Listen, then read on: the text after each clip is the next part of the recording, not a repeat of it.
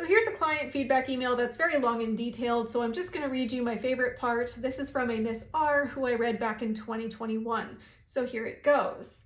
One of the first things you reflected on was, who is the AM radio listener? And we talked about that. Both of my parents were heavy into talk radio and FM, think NPR, but some AM too, especially for instrumental music. I didn't think much of it beyond a vague confirmation at the time, except for this one very duh thing.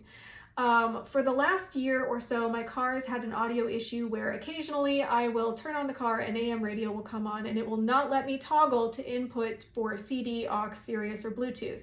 And my choices are to either listen to AM radio or turn it all off, no matter which button I push. It was very confusing, but my car is a decade old and I am born of a complacent people, so we generally just let things degrade and explain that this is just what happens sometimes. And by the next drive or several minutes into the drive, I can switch it. This generally happens 2 to 3 times a week, and I drive a lot due to my job.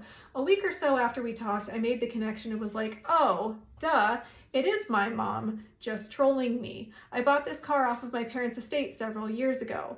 A story I like to tell about her is that she played a ton of talk and instrumental radio music in that car, and we never ever got to listen to anything that kids or teens wanted to hear. Then I realized that it had stopped happening for about a week. I realized this one morning as I got into the car, had the active thought of, oh, that AM radio thing hasn't happened in a while, and drove to work in silence, all audio completely off. When I pulled into the parking lot, I turned off the engine, key in accessory.